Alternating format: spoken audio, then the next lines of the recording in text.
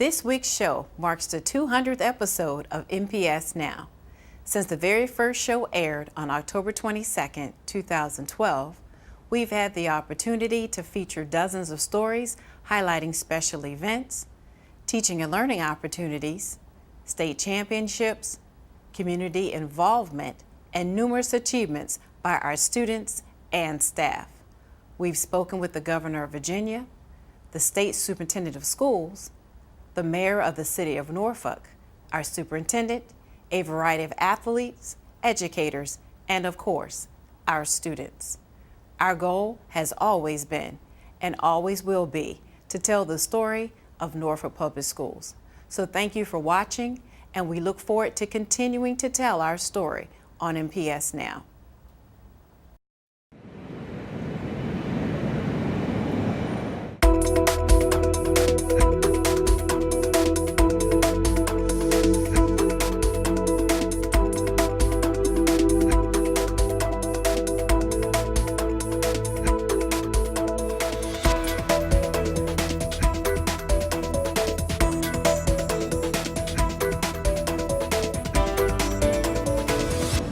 Hello and welcome to NPS Now, your source for news and information about Norfolk Public Schools. I'm your host, Karen Tanner, and with us today are two very special guests, our Superintendent of Schools, Dr. Melinda J. Boone, and Rhonda Ingram, our Chief Financial and Operations Officer. Welcome, ladies, to NPS Now. Thank you. And we're happy to have you here to help celebrate our 200th episode of NPS Now. So thank you for joining us for this celebratory session today. What a milestone. Congratulations. Thank you very much. Thank you very much. And so I guess to celebrate this milestone, we're going to talk about the budget, our 2019 budget. So Ms. Ingram, first with you, give me a brief overview of our budget for the next school year. How much are we looking at, and how much of an increase is it from over last year's budget?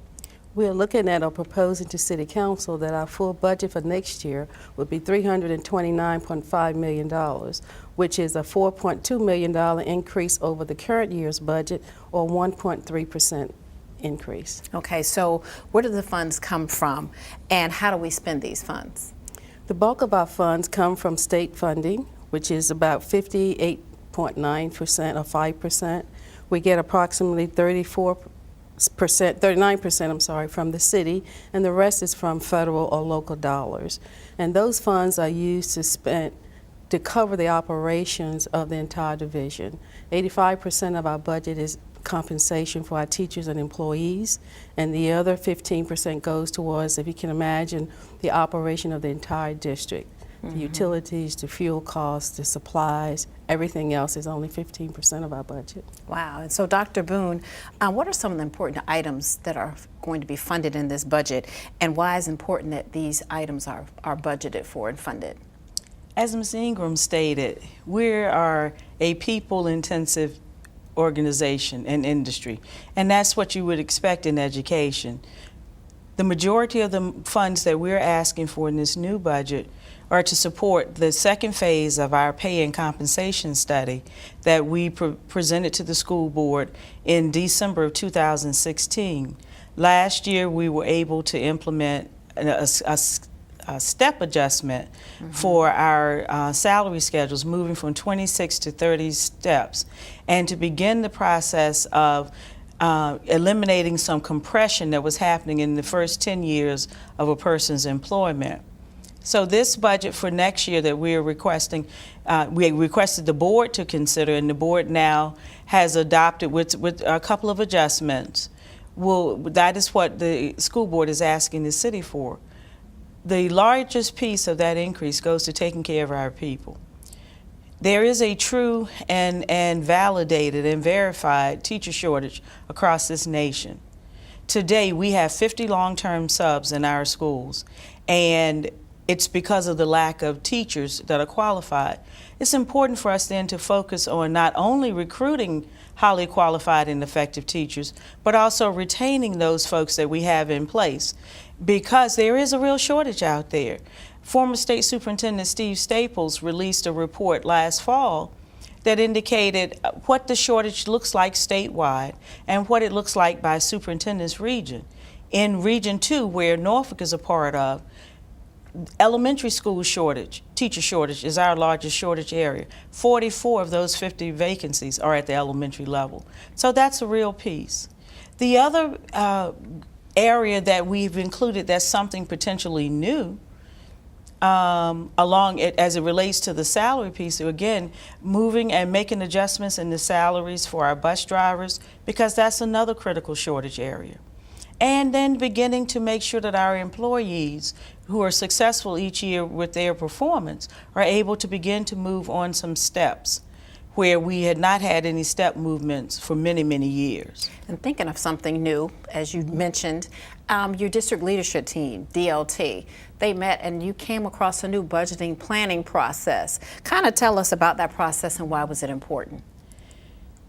As we look at the district as a whole, teaching and learning is one aspect and the largest aspect of our district, and those departments that support teaching and learning create the rest of the district.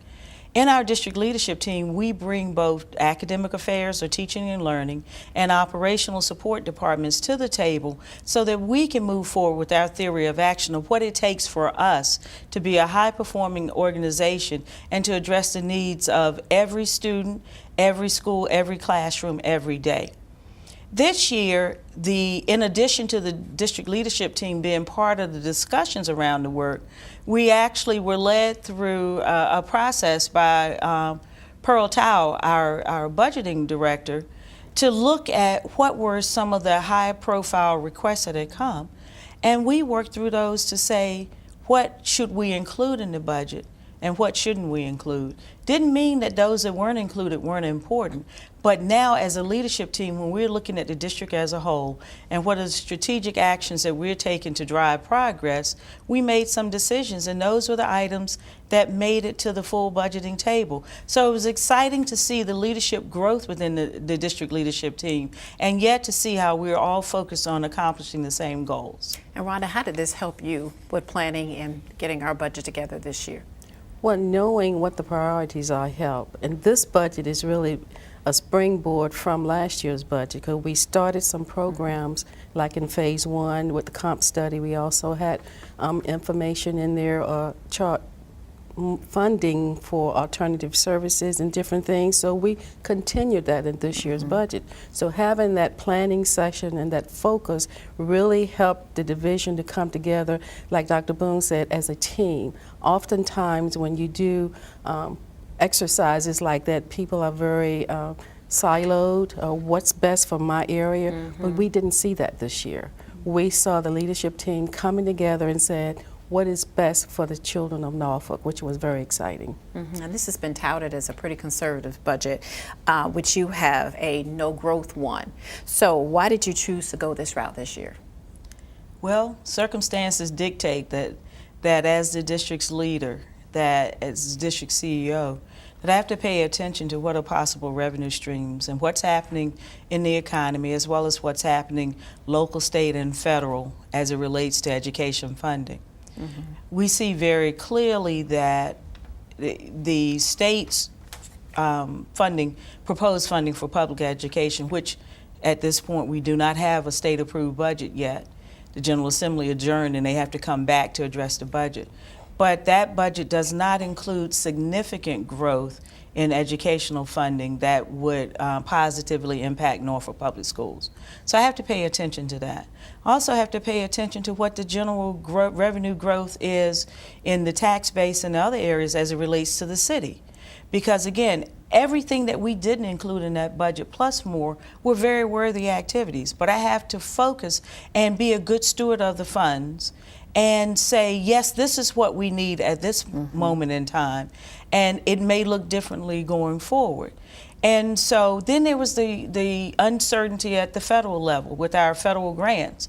We just last Friday, Congress finally approved a budget for the current fiscal year that we're in, and the president signed off on that. So now we know the status of our federal grants at least through September 30th. So it gives us a way to begin to plan for it. So I have to look at the landscape. Yes, I would love to give employees larger raises. Our teachers deserve that. Our support staff deserve that. But I have to recognize that the school board doesn't have taxing authority, and therefore we have to work within the parameters of what's realistic, but yet stating our need. I've been known to be very conservative when it comes to a school district's budget, and simply because it's not that I don't believe we should ask for more, because we are asking for additional funds in this budget. We're asking the city for $6 million in additional funds. But I also have a responsibility to the school district, the school board, and the community to make sure that we're good stewards of what we have, and that when we make an ask, we're able to document how we've used our funds, as well as what are the belt tightening and areas of efficiency and effectiveness that we've recognized through our utilization of the funds. And so that's what makes it a lot more conservative. Rhonda, it isn't over. The school board voted, but it goes to City Council April 1st. So what factors could possibly alter this budget? Factors, what contribution the city will be giving to the schools. If they do not give us the request that we have, then we cannot fully support what we're recommending in the budget. Another factor is the final state budget. General Assembly closed and we didn't have a state budget. Special session is being called on April 11th. So depending upon what comes out of the state budget and how much funding we get from the city will determine whether we could implement what we have in the proposed budget. And Dr. Boone, what is one thing that you want the public to know about this budget? There's a great deal of transparency, both in the document and in our processes. Our commitment through the Norfolk Public Schools redesign is that our strategic focus and our strategic direction addresses leadership, literacy, rigor, and innovation. This budget that's been proposed addresses those 4 areas and the progress that we've seen to date, and beginning to accelerate some progress. 2 years ago, 61% of Norfolk Public Schools were not fully accredited. Today, 61% of our schools are fully accredited. So we're showing that there's a return on the investment in terms of addressing student achievement and school progress. The work is far from being complete, and so this budget will allow us to spring forward on some of the efforts that we have in place, and to give us an opportunity to strengthen and improve some areas that we are focused on and we want to continue, such as our specialty programs and that work. And it's important that the community understands that investment in education is truly a community investment, and it is an economic development investment. We're the 9th largest employer in the city of Norfolk, and with a $329.5 million budget, we're doing serious business here. And I've heard over and over again through the school board, through parents, our staff, the community, our elected officials in the city, of their desire for a very strong school district. And we're already delivering on that, and we're ready to go forward.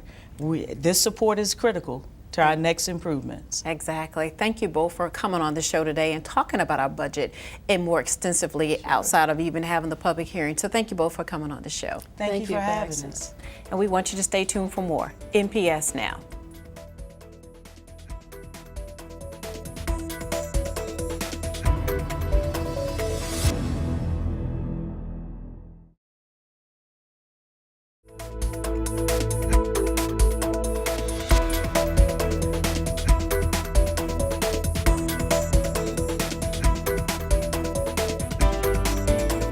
Welcome back to NPS Now. We have a very special guest with us today, School Board Chair Rodney Jordan. Welcome to NPS Now. Always glad to be here. And I'm always glad to have you on the show, and especially around the budget season. Yes. Parents are really interested in seeing what Norfolk Public Schools has to offer and what they just recently passed on the budget.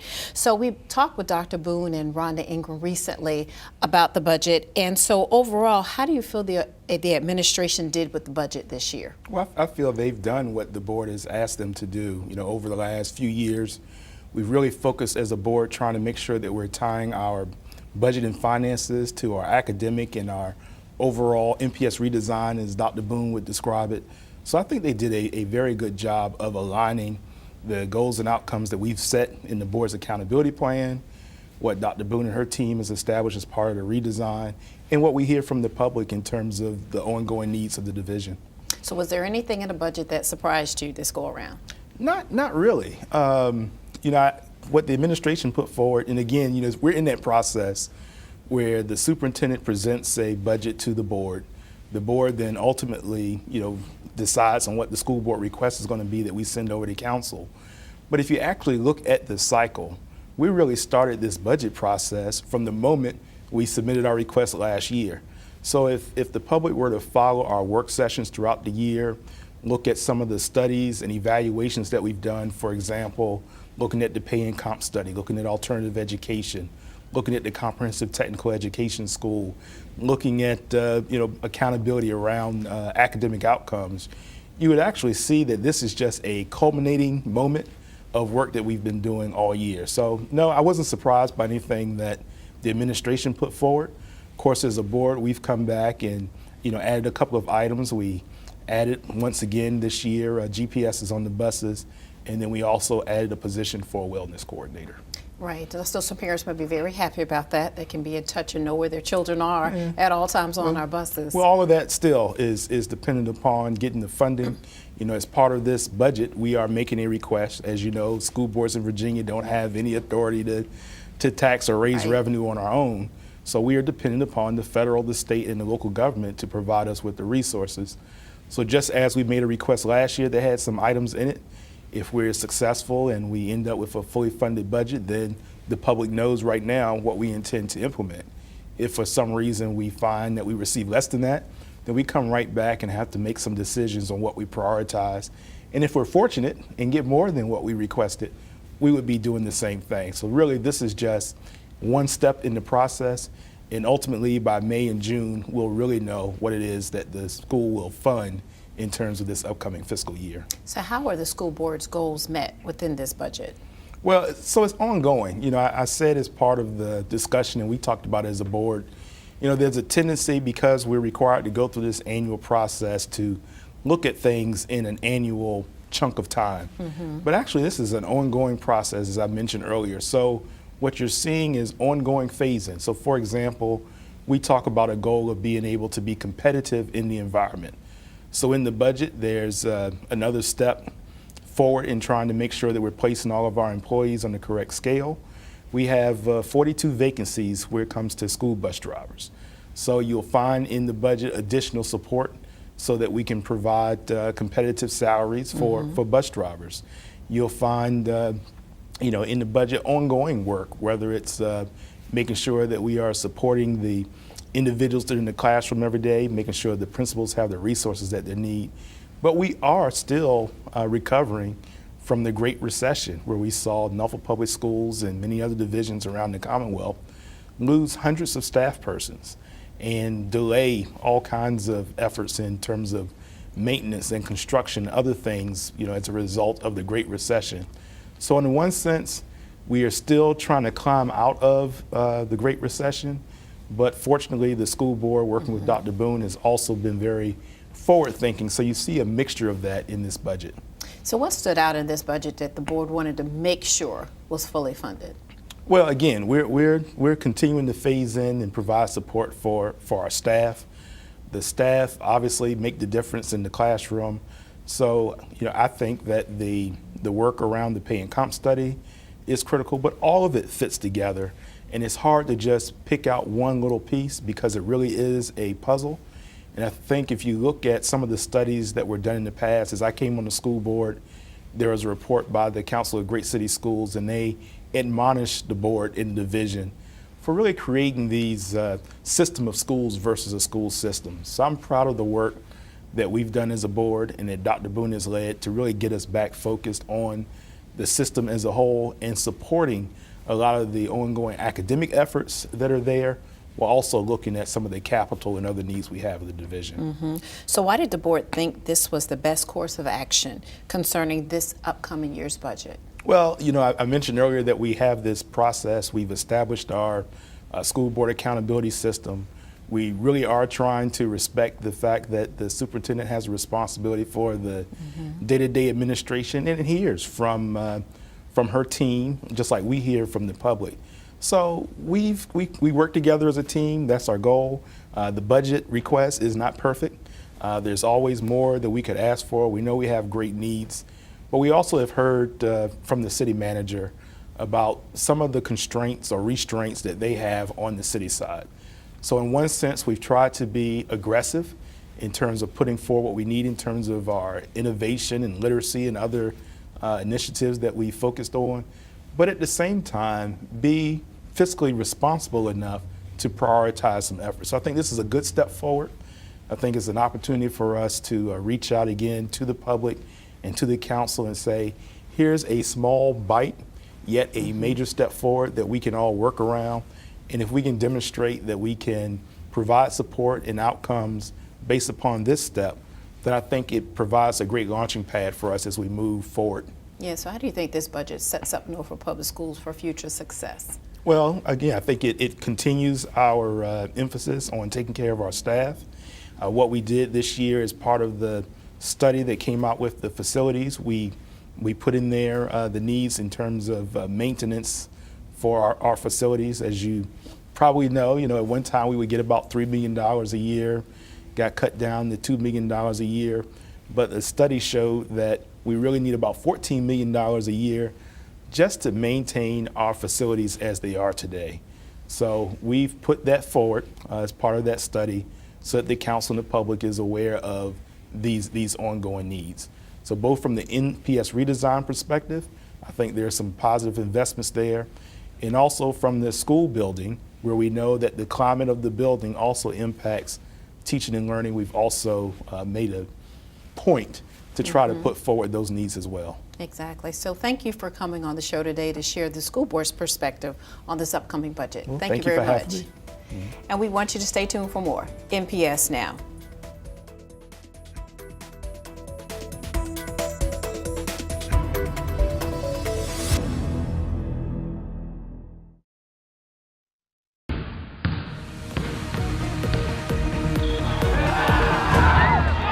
Welcome back to NPS Now. I'm Steve Stutmiller, Senior Coordinator of Athletics.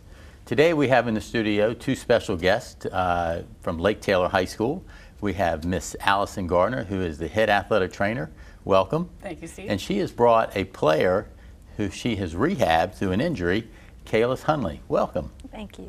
All right, so Allison, we have you down here. It's National Athletic Training Month, so we want to promote the positive things that athletic training does for the school system and for the student athletes. So you are our second full-time athletic trainer that we've been able to hire, and kind of changing our athletic training program to teacher athletic trainers. So you've done a nice job so far, so we want you to continue that. So talk a little bit about the importance of athletic training and some of the role there. Absolutely. So athletic trainers are in all of our high schools. We also have a team of athletic trainers who work with our middle school athletes, and it's really important to have our athletic trainers, especially full-time at the high school, so that we're really in the building and everyone has access to us for all of athletics purposes. So athletic trainers, we are healthcare professionals. We specialize in athletic-related injuries, in the prevention of those injuries, as well as the evaluation and diagnosis of them. And then when someone does get injured, we specialize in treating and ultimately rehabilitating those injuries to a return to play. Okay. All right, so this is why we have Kalis here, because she's an athlete that unfortunately went through an injury, had an injury, and went through that through your guidance. So Kalis, let's talk a little bit about your injury. What did you injure? Okay. I tore my left Achilles during basketball practice. I was actually demonstrating a drill, and I went up for a layup. When I came back down, it just snapped. That was actually my second half of my junior year, and I didn't get to play. Okay, so that was last year that this injury happened. Yes. So once the injury occurred, what happened then? What was next? I was afraid that I wouldn't be able to play again, that I wouldn't be able to go to college, and I would just be sad all the time. Okay. So I knew immediately I need to get this surgery done and just get back on the court. All right, so this injury was severe enough to have surgery. So Allison, how did that process work for you and the student to initiate that? Right, so when I first got to evaluate Kalis, it's not a challenging injury to diagnose. You look at it and you can tell that the Achilles is no longer intact. It's a very uncommon injury, especially for student athletes of Kayla's age. Most commonly we see this injury with middle-aged men or those weekend warriors, things like that. So when I first heard about it, when Coach called me over, I was like, no, there's no way she could have torn her Achilles, and then lo and behold, she did. So we are very fortunate to have a great community partner in Atlantic Orthopedic Specialists. Okay. So the day of her injury, I was able to get them on the phone and say, hey, we really need her to be seen as soon as possible, because we didn't want the tendon to retract further. You want to get that repaired so that she could start the rehab process and ultimately get back to play as soon as possible. So the day after her injury, we were able to get her into our team orthopedic, and then he very quickly was able to refer her to a foot and ankle specialist also within the practice. And by the time the week was over, she had the repair and was on the operating table. Okay, so as an athlete, obviously you don't think about injuring yourself and even having surgery, but what were your initial reactions once you knew that you were going to have surgery? So when I tore it, I didn't believe it. I thought my shoe came off. And I was so determined to finish what I was doing, I was just like, I just can't stop. What is going on? And then I just sat down and my coach came over and was like, it's your Achilles. I didn't know what that was. Okay. And then she called Miss Allison. All right, so you had the injury. Allison comes out on the court, evaluates you. So Allison, talk about you know, how you initiated the plan, and then how Norfolk Public Schools, again, is part of that plan. Basically, the initiation of that plan, I called her dad right away. Actually, pretty ironic because he has also had a previous history of this injury, so he knew exactly what the protocol was going to be, so it was great to get him on board right away.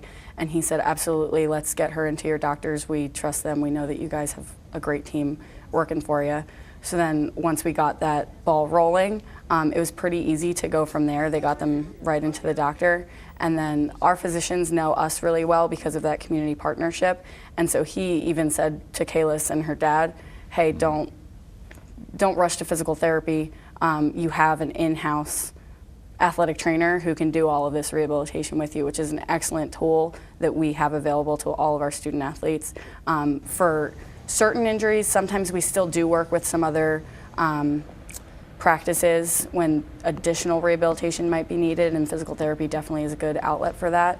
But in cases such as these, it turned out that an in-house rehabilitation program was just as beneficial. And that's been very beneficial for our student Absolutely. athletes. So, all right, Kayla, you have your surgery. Now you have to begin to hang out with Allison It was great. daily. So talk about a little bit about the rehab, the process. Okay, so the same week I tore my Achilles, I was on the operating table, and maybe 10 days after that, that's when I got my boot. And then I was afraid that I would get out of shape. So we actually started working on our stomachs and our legs and arms. And then after that, when I was able to, I had to use a scooter. So after she believed that I didn't need the scooter anymore, she helped me walk with an incline in my boot.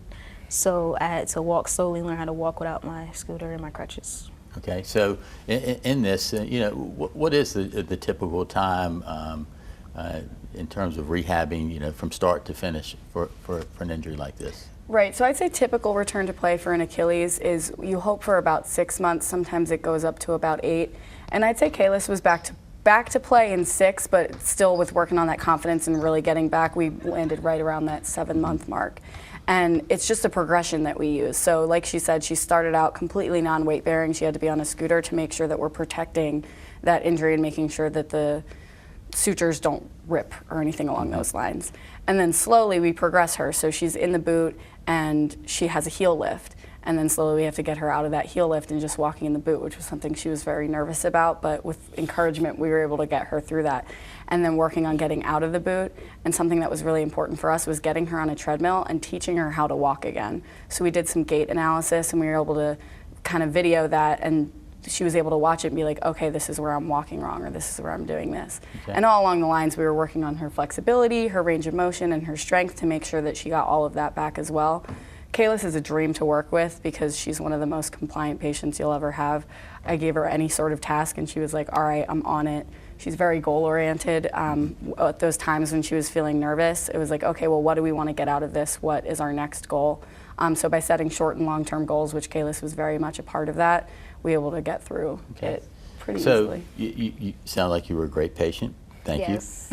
Yes. So you get to the end of rehab, and now it's time to get back on that basketball court. So what were your thoughts about getting back out and working hard to be part of that team again?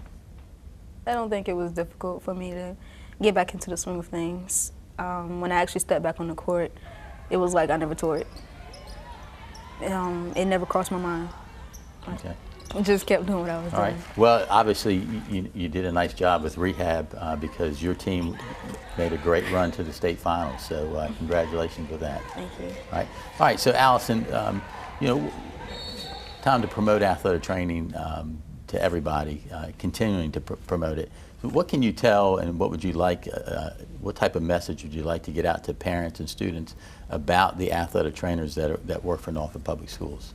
Right, so something that I think is a common misperception of us, most of what the parents may see of us on the sideline is us filling water coolers or us taping ankles or taping wrists and things along those lines. And that's certainly part of our job and that's things that we do.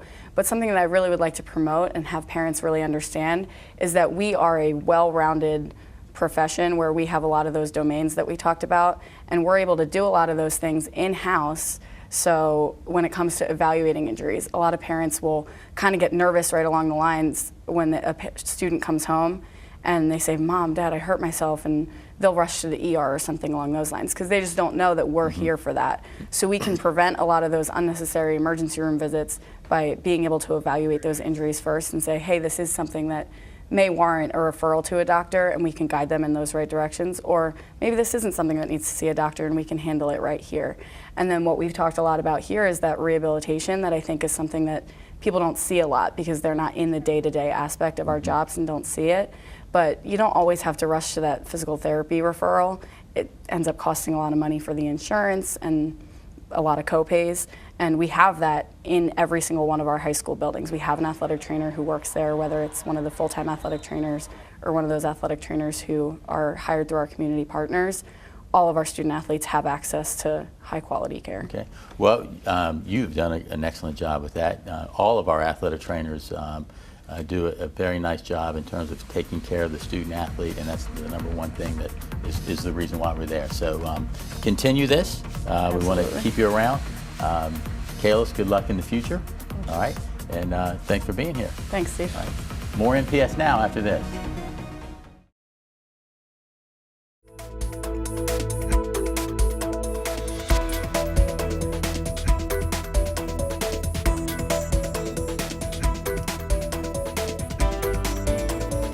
Welcome back to NPS Now. I have a very special guest with us here today. His name is James Gunther, and he's the Adapted Physical Education Specialist here in Norfolk Public Schools to talk about a new program called Champions Together. Welcome to NPS Now. Thanks, it's great to be back. I'm glad to have you back. You have some great programs. We're going to talk about them today. But first, let's talk about Champions Together. What is that program? So Champions Together is a new program that we're having here in Norfolk Public Schools. It's where the high schools are separating from the other Special Olympic events, and they're forming a unified track and field team through their adapted PE class and their PELT classes, and getting kids from the general ed to partner with the kids in the adapted PE class to form a unified track and field team.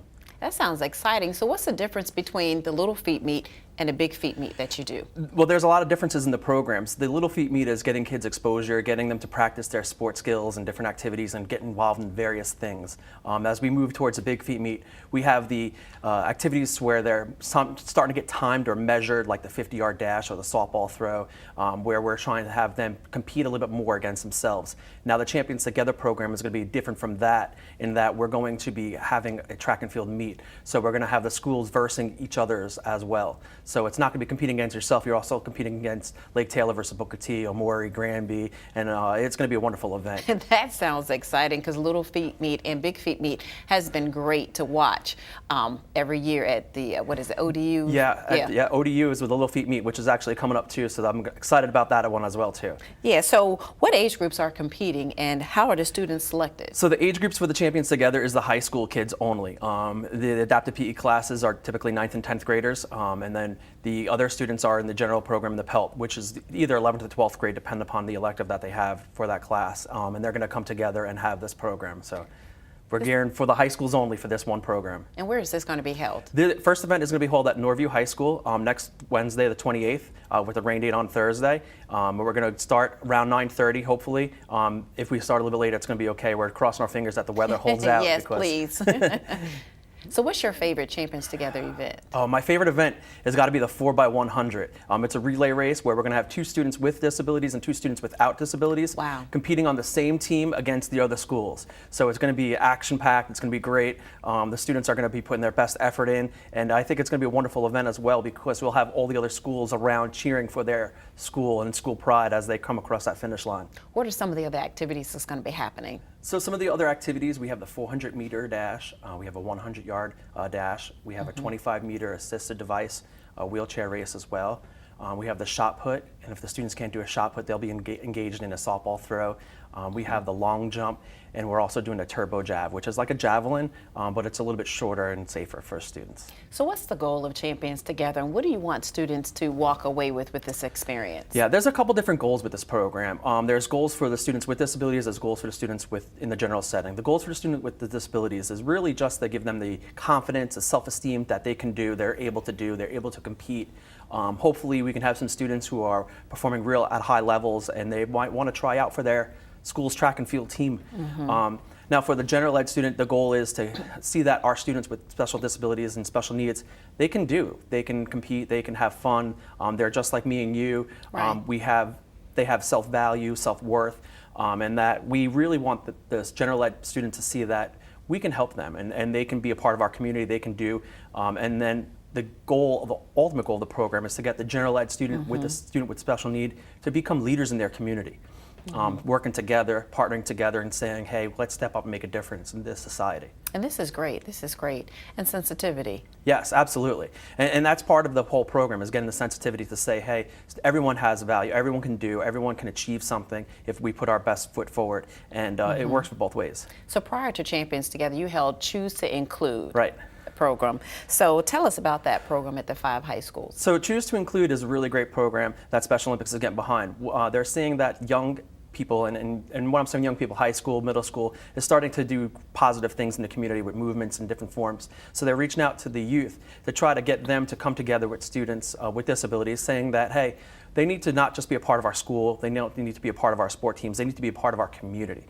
They are here, they are people, they have that belief system and that they're really here to help us all, not just themselves, but we should be a part of them.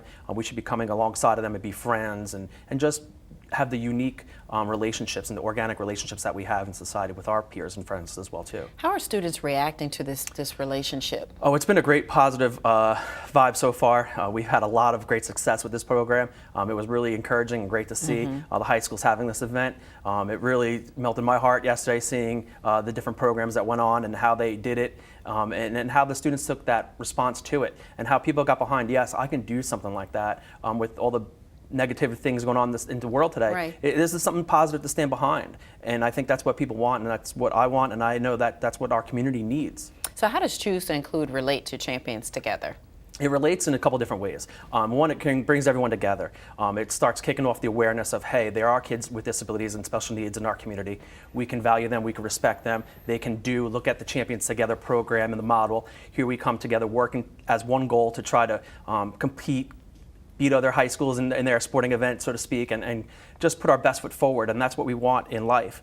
And that's what Choose to Include wants, and just the celebration of inclusion, and that's what Champions Together is the inclusion piece of working together as everyone. So do you have any plans to expand Choose to Include to the middle and elementary school levels? You know, that's a great question. I would love to include middle school and elementary schools into this program. I think it's going to be interesting how that plays out. I would love to have the middle schools do it next. I think with the way Big Feet Meet goes, in the sense of starting to be competitive against themselves, not the other schools, I think it might be good to bring Choose to Include there and then work its way down. I really think the elementary schools already do a lot of things really well here in Norfolk, in that we have the inclusion piece at inside the general PE. The kids work together. We bring students with and without disabilities to Little Feet Meet to be there, and I think it would work there as well too.